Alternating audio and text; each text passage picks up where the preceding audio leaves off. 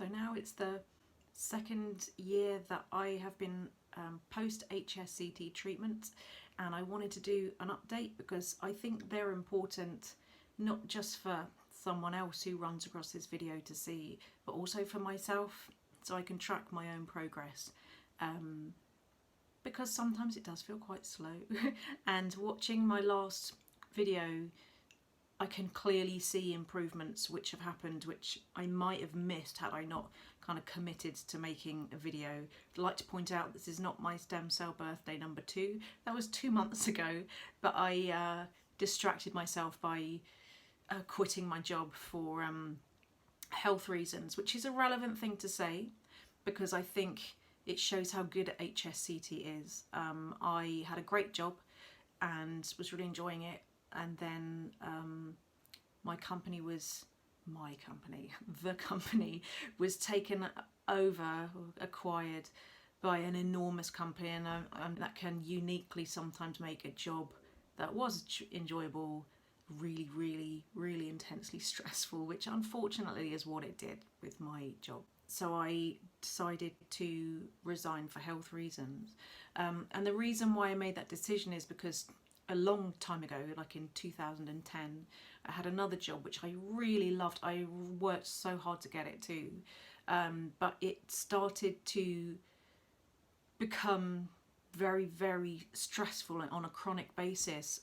And unfortunately then I started to have recurring MS relapses due to the stress, which is a pretty common knowledge, I think, that stress makes it worse. Now my current job started to feel like it was taking me to that level of stressful difficulty, but the difference this time is I didn't have any MS relapses, which is amazing and awesome and completely proves that this has made a really huge difference to the diagnosis which I have. But I also knew from past experience this is what it used to do to your body. So if you're at the same level of stress, don't push it and try just stop the job. So that's why I'm a bit late, because I've quit my job and I've been kind of looking for a new one which will accommodate my accessibility requirements, which I'm sure lots of people have to look a bit hard for sometimes. Anyway, so enough of that. Right, mobility is always the thing that I was most interested in when I was watching other people's post-Hsct videos who had gone before me, so I could maybe try and find out a little bit of what to expect. Now I watched my last video, which was great. I could see that, you know, that was when I just bought the rollator, and I very much remember my first stem cell birthday and going for a walk which turned out to be drastically shorter than I imagined I would be able to do because of just my walking stamina. I got quite a short distance. I was like, okay, great, that's my walk for the day, don't do any more. And now a year later, I know at that point I just bought the treadmill, and what I can say is that my stamina from where I was a year ago has dramatically increased. And do not get me wrong, I am not walking very far. If I do walk, if I set a goal for myself to go further, I do have to stop quite frequently. And you know, on a certain days I just turn back and go, no, this is not the day for walking for me. But on the treadmill, in a very controlled, obviously, environment inside my own house, I can walk so much further. I've had some great, you know, personal best days where I've just gone, wow, that's a good distance for me. So I keep on with that. So walking muscles definitely increasing. I started taking my rollator into my CrossFit gym, which felt like oh my god, like a big deal, which absolutely wasn't, of course, was a brilliant idea and means I can exercise much better. Now I don't need to be so panicky about my balance, which is still a major thing I'm working on to improve. And what is really notable, my physiotherapist was praising my walking. She was at my house and she was praising my walking, going, oh, it's so much better. And I did but you know how I'm not going to think that my walking is greatly improved if I can't do it without like holding on to anything. She was like, well, go on then, do it. It's like, fine, okay. And I walked without holding on to anything. I usually, in my own house, like I put my hand on walls and touch furniture, that I did manage to walk forwards a little bit and with great concentration. And then she went, okay, now walk backwards. And I could do it. And it's really great. I was at my, I've started to do it a bit at times when I would hold on to things and touch things to rebalance myself without really thinking. And I'm a little bit more like, come on now, you know you can walk without holding on to things. And yes, it doesn't look like normal walking, and you do have to take quite small steps, but I can do it. So for balance practice sake, I tend to, if I've got a couple of 2 or 3 feet to walk over to, let's say, some other piece of equipment at my gym, then I'll just walk without holding on to anything. And that is quite a major achievement. Now, when I was at the gym, I got someone to film me while I was walking forwards and backwards. And when I watched the video back, I felt really super vulnerable, because I was like, oh God, I didn't know that it looked so bad. And I was having a bit of a moment. But actually I showed my physiotherapist, and she was so wildly happy with how I'd walked, and she did make me feel a lot better about it. So that's something which is new and that I am now working on. It's part of my physio, bunch of exercises that I do every day, concentrating a lot on balance, a lot of standing up and like leaning forward and then leaning back again, which always feels terrifying. But then walking forwards and then backwards again, and then forwards and backwards again. I walked to a post box up a hill, which is quite far when walking is a bit difficult and a bit of a distracting, anxiety provoking exercise.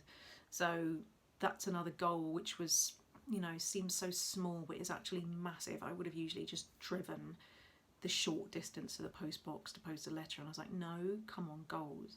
So that's been good.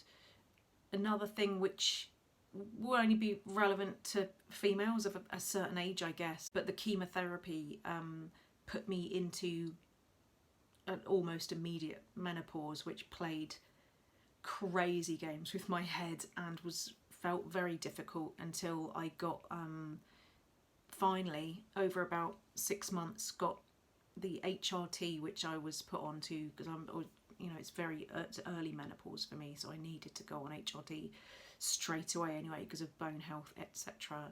And that's really, really settled down. For a while I felt, mental health wise, I started to feel like this is absolutely my worst Hsct recovery symptom, and it was at the time. And now I'd like to say that that is just no longer an issue, which is really very positive.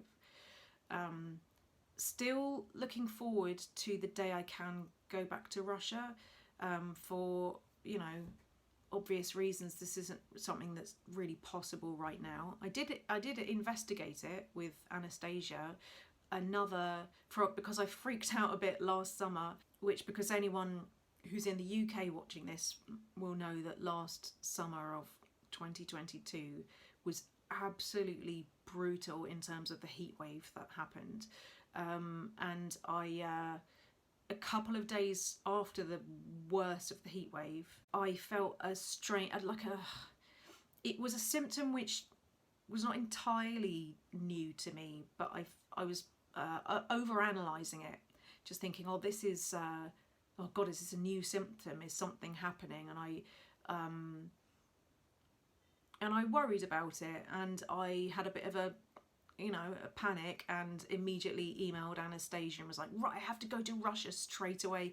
I have to get an MRI scan. If anything's happening here, the only person I want to hear this from is Dr. Fedorenko, because that's just how I was feeling. And Anastasia very, very kindly just said, I don't recommend it right now. It will be difficult. You can come, but it will just be more difficult right now. So the best thing to do is to have an MRI scan where you are in your country, and then just send us the reports. So I booked to have a private MRI scan done in the UK instead of having an NHS MRI scan, because I was trying to quell my feeling of panic about what, oh God, please don't be a relapse. And that was okay, but I had to know that I would be very, very quickly getting the results. And bless the NHS, that's really not always the case. It can take quite a long time. So I just stuck it on my credit card, and 3 days after I got the results back, and even though I'm not a neurologist, I have seen enough MRI reports to be able to read through it and be like, oh, thank goodness, I just saw the words, no sign of acute lesion activity, no sign. I just thought, this is okay, oh my God, it's just the heat, it's fine. And I felt, calm again. Nothing much more to say other than it's still a slow, non-linear improvement trajectory. However, I saw my physio just 2 days ago, and she says that she can see improvements in like every area, about little things which of course I wouldn't notice, like, oh, just the way you get up from the sitting on the stairs when you're talking to me, and the way you move this and that. And she knows that my exercises are improving, the ones that she gives me, so I just have to hang on to that.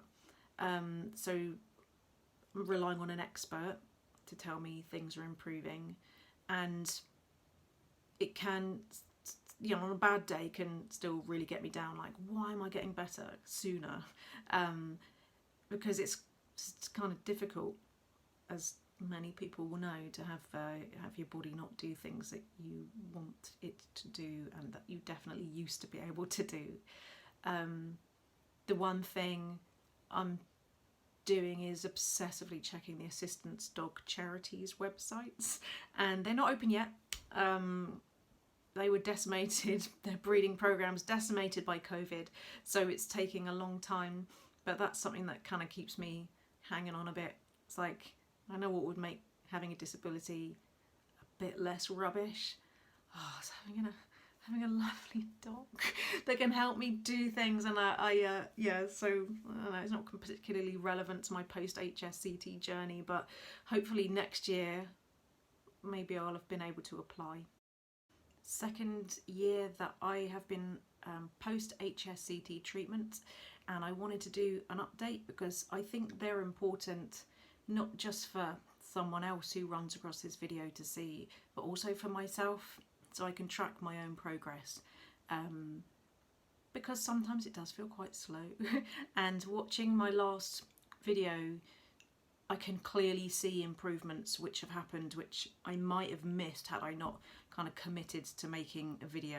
I'd like to point out this is not my stem cell birthday number 2. That was 2 months ago, but I distracted myself by quitting my job for health reasons, which is a relevant thing to say because I think it shows how good Hsct is. I had a great job and was really enjoying it, and then the company was taken over, or acquired by an enormous company, and anyway, until next update, bye.